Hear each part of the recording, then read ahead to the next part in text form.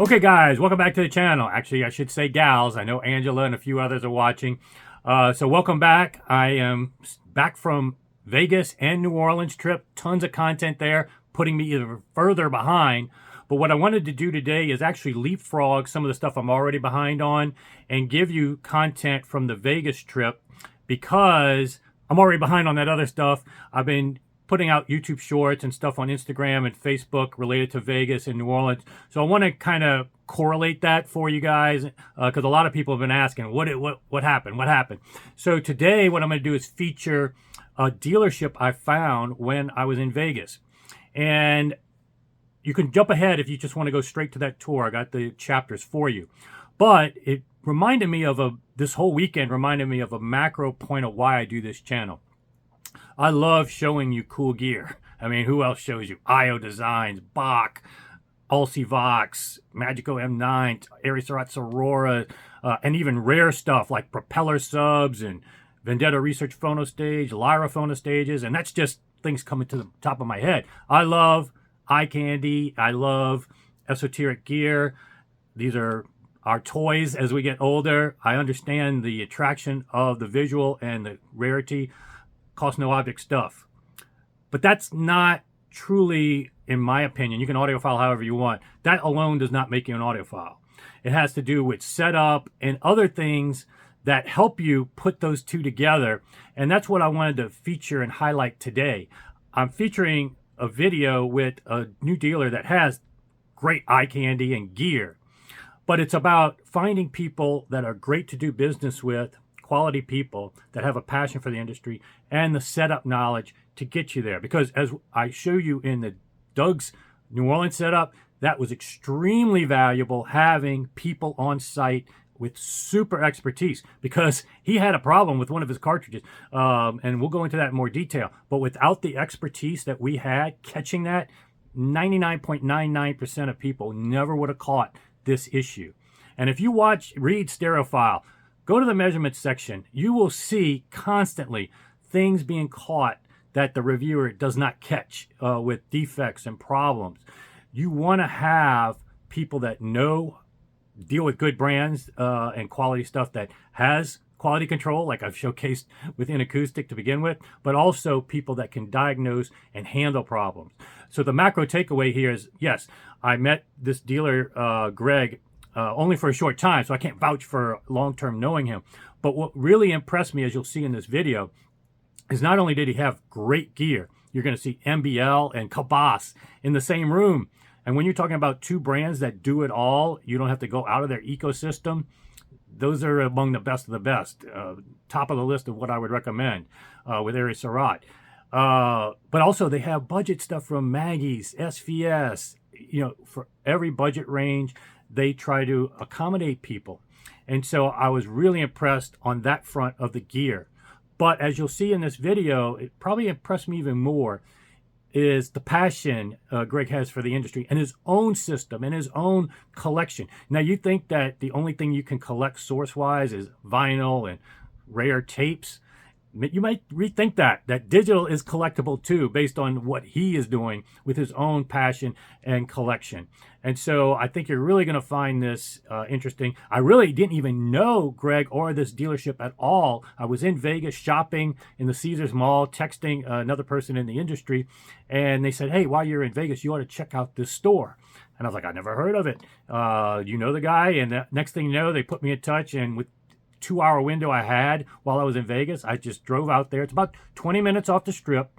And I went out there and got to meet Greg. And as you'll see, I was very impressed, and I think you will be too. So without further ado, let's take a look.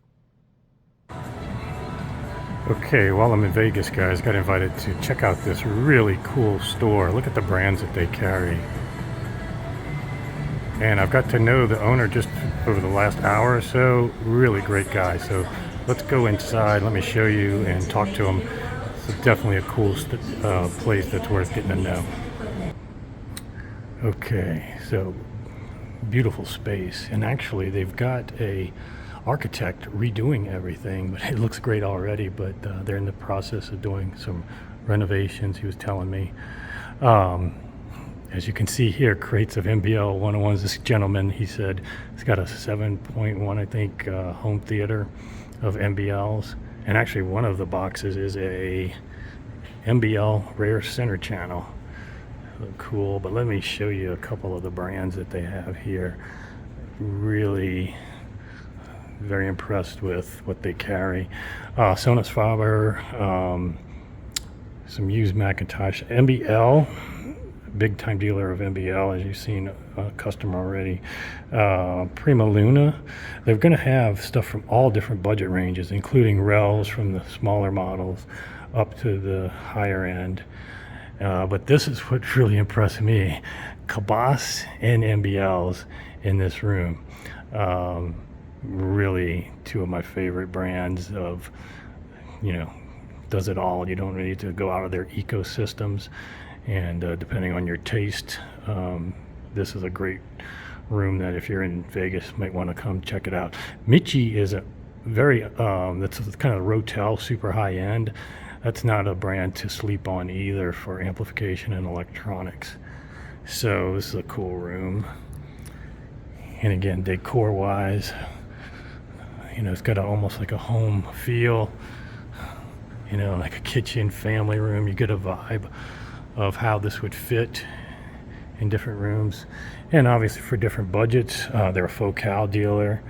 Some more used Macintosh pieces. Sonus Faber.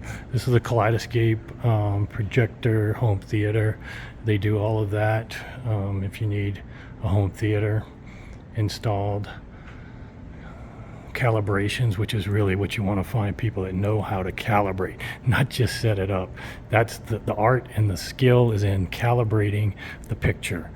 And he was talking about how neurotic they are about doing that properly and getting the best picture. And again, for more lifestyle size and budget, you've got SVS, which is again one of my favorite brands, especially in their subs, for getting the highest value and performance combination. So people that come in here want a full system at a certain budget point, they cover you there.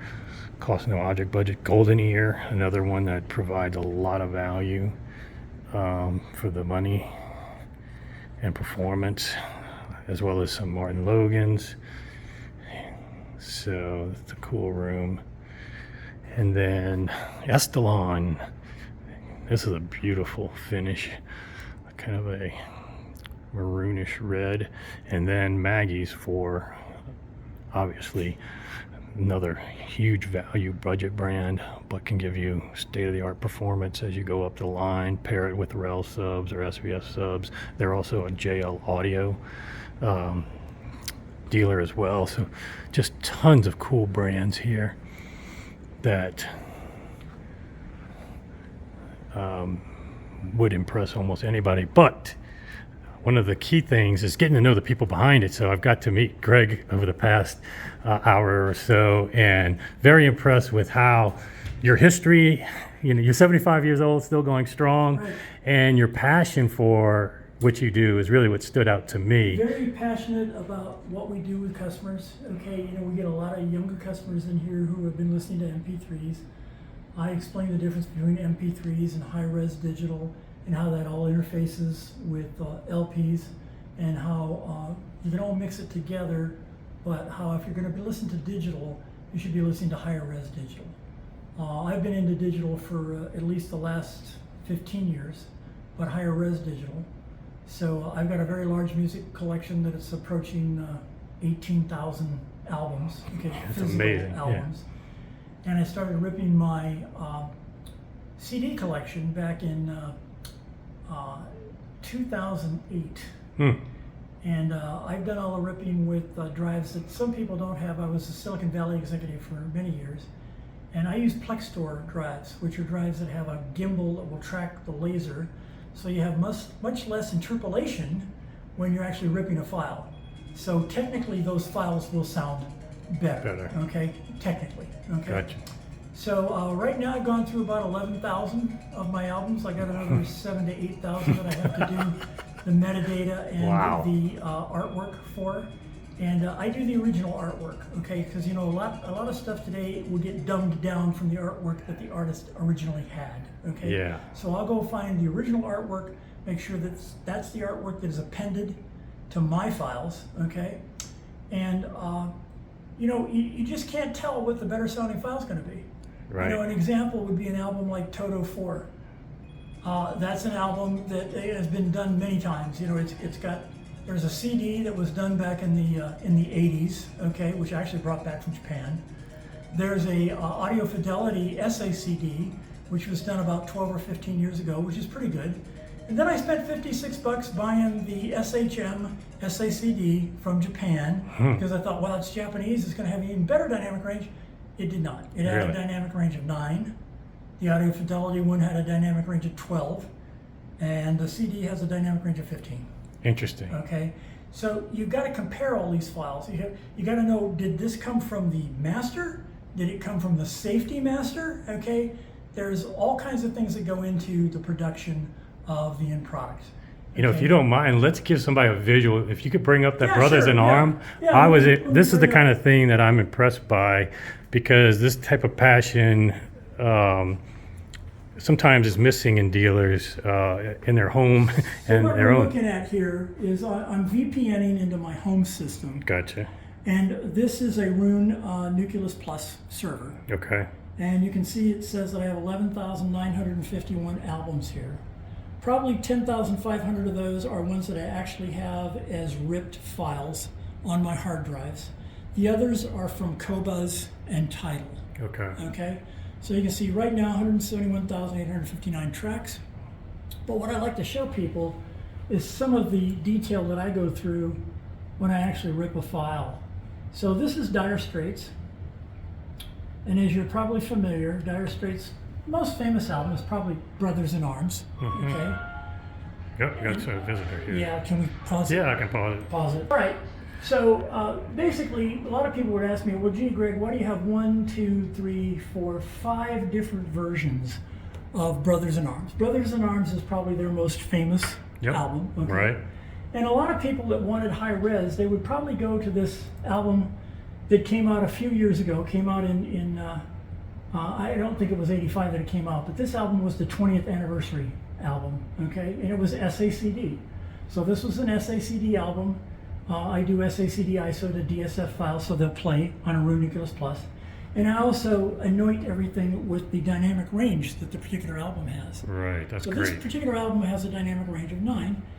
Not bad, but not great, okay? So if we go back to the other albums, and you go to this one here, this is the SHM SACD from Japan of a few years ago. Whoa, it's got a dynamic range of 15. Interesting. Which one do you think is going to sound better? I would think this one would sound better. Well, at least that's the one you would want for the highest potential. For the highest potential. The other thing I do is, if I have the booklet, okay, I rip the entire thing. You got all the... I actually scan it. That's great. Even if it's in Japanese, that's great. I scan it because on a lot of these Japanese albums, you're also going to have English in the album. And it gives you a full repertoire of what that album was about. The thing that most people miss in digital is being able to look at the tactile feel of an LP and read all the stuff on it. But with my files, I got a picture of the disc, I got a picture of all the artwork that was included with the disc. That's great. 20 images just from that one disc. Just from this one That's disc, awesome. I've got a whole bunch of images. And I've done this for most of the SACDs. When I first started doing this back in 2008, I was only doing a 300 by 300 DPI of the cover. Okay. But now, even if it's a CD, I do 2400 by 2400. I try to rip the actual booklet that comes with it. But you know, this will show you some of the passion. You know, so like some of the stuff that I've collected over the years.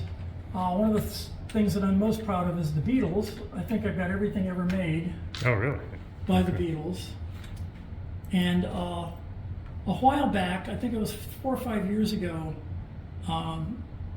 either Apple Records or whoever was the holder of the files came out with these a USB stick that had all 16 original Beatles albums on it The difference was these were in 24-bit, where these others were not. So you'll see, gee, Ray, you got 4 different versions of this album. That's because they're 4 different versions of that album. But the ones like this that have the little USB thing on it, that's a 24-bit file instead of a 16-bit file. So I have all 16 of the Beatles albums that were in 24 bits. Okay. The other thing that I do, and let's go back. So back in the day, they had an album that was pulled from the marketplace because it had butchered babies on the front. Yep. This was the Beatles trying to tell their producers that you're butchering our songs. You're butchering the makeup of what should be on an album. Okay. Right.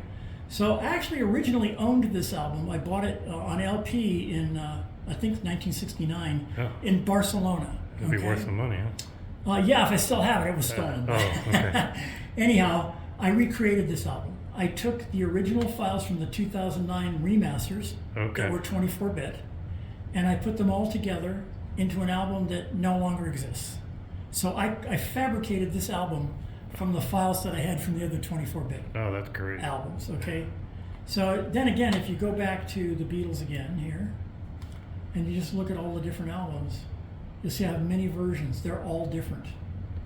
I have a lot of European releases of Beatles stuff, which nobody has. I think there's 102 Beatles albums in my collection. It even goes back to when they were playing for Tony Sheridan, and they were the backup group for Tony Sheridan. So and the producer at that time could have had the Beatles, but he gave them away. Okay. So there's a whole bunch of music history on here. That's great. One of the other ones I always like to show people, of course, is the Rolling Stones, because a few years ago, the Rolling Stones came out with a whole bunch of super audio CDs. Most people just thought that they were regular CDs. And let's see, why am I not bringing them up here? Okay, so here's the artist, the Rolling Stones. And if you look at my collection of Rolling Stones stuff, you're going to see that there's a whole bunch of super audio CD albums in here, along with the regular albums. Yeah.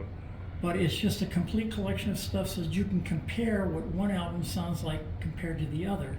Yep. So if you're a real audiophile, you're going to want to compare these, because sometimes it's not the super audio CD that sounds the best. You know, an example would be, let's say, the Beach Boys. Let's go back to the Beach Boys. I'm sorry, I'm a slow typist. So, no, that's not the album we want. Hang on a minute. Where's the artist? Oh, I guess you got to type in the Beach Boys. Yeah, the Beach Boys. Yeah, otherwise it's... Yeah, because that's the sometimes track. the semantics does not work like you think it's going to. Yeah, Roon could do a little better with their intuitive search engine. It's one of the issues I have with their search engine, you know. And then sometimes it takes a while for it to come up, and you go, well, geez, I've got a ton of these albums. Where is it? Okay. So you look at things like Surfer Girl. Okay, so like here's the Surfer Girl album. Okay. And one of these is a super audio CD, so you think that that would sound fantastic, and it does. But the best sounding one is this lowly one here. And why is this the best sounding one? Because this one, Steve Hoffman, famous recording engineer, went back and got the master tapes, and he took them off the exact master tapes. So this lowly CD will outperform the super audio CDs. That's interesting, yeah. Okay, so there's a whole bunch of stuff like this, and you really can't tell what the differences are until you start collecting all these albums. That's right. Okay, and people will go, geez, why do you have so many versions of this? And I go, well, they're all different, okay? They could have been recorded at different times. They could have been taken off the real master. They could have been taken off of a safety master. Could have been taken off of something that's deteriorated with time, okay? So there's just so many things like that. No, and for me, being a digital person, people always talk about LPs. You can collect them. You have this provenance. Here's a case where you're doing the exact same thing, and you're able to get dynamic range and quality that. Right. Look, there's nothing wrong with playing your LPs. Okay? I understand the tactile feel of I had a large LP collection at one time. I hardly play an LP anymore. I've got a straight line tracking turntable at home. I can play LPs. But it's just so nice to be able to sit down with my iPad Yep. in my reclining chair and put stuff in Whatever the you order want, that I whenever. want to put it in. Yep. I can compare files. I can play, like 4 different versions of Surfer Girl, and Yep. I can go, okay. And the one thing that a lot of young people need to understand is you need to match the level. So if you've got a compressed album, let's say it's a dynamic range of 9, Mm-hmm. and the original album had a dynamic range of 15 or 16, that original album will sound lower. in Lower, volume, yes. Okay? Yeah. So you've got to bring that volume up to match the other one, and then you can hear the nuances. You might be able to hear that fingernail on a guitar string, okay, that you can't hear in the one that's compressed. Right. Okay? And the problem today is there's so many good artists out there, but their producers have compressed their music so much, it's just like, what am I listening to here? Okay? Right. Some of them do it in a way that actually comes off okay. One of the artists that does have compressed music is Billie Eilish, but apparently they're doing it. Her stuff is usually a 7 or a 9 on the DR range, but it still sounds pretty good because they're taking care in how they're putting it together. And, Yeah, it's an art. It's more than just compression, but yeah. it's an art. Okay, Yeah. all of it is an art and a science. Okay, and the best engineers out there like Kevin Gray and Steve Hoffman. I actually have stuff that's appended with Steve Hoffman, so you can search in my system by Steve Hoffman. So you know. The files that were done by him. Okay, and Kevin Gray is a really good re-recording engineer. There's a whole bunch of them out there, but their hands are tied. I'm talking about the engineers now. Okay, their hands are tied by the producer because the producer says, "Oh no, we got to have this sound louder." Okay. But here recently, I've found some albums that they've remastered, and wow, the dynamic range is all there. So it may be turning the corner to have the dynamic range. Okay, a lot of the companies that only had MP3s in the past have now got FLAC files or files that are high resolution. Apple has done that. I think Spotify is about ready to go there. But the two standards for me are Tidal and Qobuz. Yeah. Okay, because they seem to be producing the best stuff out there. And if I had to pick one of those, I'd probably pick Qobuz, but they're both very, very close. Well, I appreciate you showing me this because, again, for me, it's great brands you have here, as good as they come. But when you have this level of passion in your own life and can provide that extra level of service that a lot of people need, because a lot of people don't understand what you just explained. Just comparing dynamic range. What we try to do is to qualify the customer, okay, and not be condescending to them, because so many dealers are condescending. Right. Especially to screen them fast and figure it's just out. like, you know what? I got lots of time here. Yep. Let me help you out. Let me give you a little education, okay? Because if you walk out of here and you have a good feeling when you walk out of here, you're going to tell 2 other people. Right. If you walk out of here and feel that you had a bad time, you're going to tell 10 people. Right. Okay. That's right. So we want them to tell those. And that 2 one people. person will be a long-term customer versus a short-term when you really treat them right. When I get a customer that I've explained things to, they open up their pocketbook. They may have come in wanting to spend, and I don't ask them how much they're going to want to spend. Yeah. Somebody will tell me, well, I was thinking of spending $15,000, but now that you told me about these speakers and stuff, I could go to $50,000 or $60,000. Yep. And I go, well, let's talk about what that would look like. Let's talk about what diminishing returns look like for speakers, for amplifiers, and for cables. Because, cables is a dark art for a lot of people. Right. Okay, they don't believe in things. Okay, but if you have a highly resolving system, I can demonstrate the difference in cables. Right. I won't sell you, $3,000 worth of cables if you're buying a $5,000 system. Exactly. It won't do you any good. But if you're buying a $100,000 system, I'm probably going to recommend somewhere in the 5 to 10% range as a minimum for your cables in that system, because you are going to be able to hear the difference in Gotcha. that. So yeah, we've got a great passion here. Yeah, and I like that every budget is, you can see Maggie's, which is one of the big budget kings, but right next to it, Estalon's for cost no object budgets, and best performance in the world. And I think you're going to have the Estalon Extremes. We're planning on having the Estalon Extreme Mark IIs later in the year. Okay. And having the whole line. We have the Vetus amps in the back that That's we're right. showing at the Expona show. Okay, yeah, Vetus is another one that's not on the floor, but that's another one. Exactly. So we just brought in a bunch of Burmester equipment, which is not on the floor. Okay. But we cater to the high end, but we have a lot of stuff that we can sell to people who want to spend $2,000 and $3,000 on a system. That's great. And if we don't nurture those new audiophiles, we ain't going to have any old audiophiles. No, I agree. Okay, so that's what we try to do. Well, thank you. I appreciate this, Greg. I mean, we didn't know each other. I didn't even know I was doing this today. I was in First time I Vegas. met you. Exactly. Like literally less than an hour ago, Right. 2 hours ago, I found out about this potential to come over here. I'm so glad I did. Got the chance to meet you. I think a lot of my subscribers will enjoy seeing this. And I'm So more than happy to talk to your subscribers. You can Sure. put my name up there with my phone number. I take phone calls from all over the country. So you're in Vegas area that's called what neighborhood? This is the Summerlin area. Summerlin, of, okay. of Vegas. It's a higher end area. It was about of Vegas. only a $20 Uber for me. I think $22. You can come out here if you're staying on the strip. If you're staying on the strip. Yeah. Right? So And like I say, if you have questions about anything, I'm more than happy to answer them, even if you live in, Oshkosh, Wisconsin. gotcha. Okay. Okay, at some point in time you might come to Vegas. If I have a face-to-face relationship with you, I can sell stuff anywhere in the country, as long Gotcha. as I get the manufacturer's approval on it. Gotcha. Yeah, well, I didn't even plan it. My gimbal's not here, so unfortunately the camera may be a little shaky, but I think the content is the key. Okay. And so I appreciate it, Greg. Thank you, sir. Okay.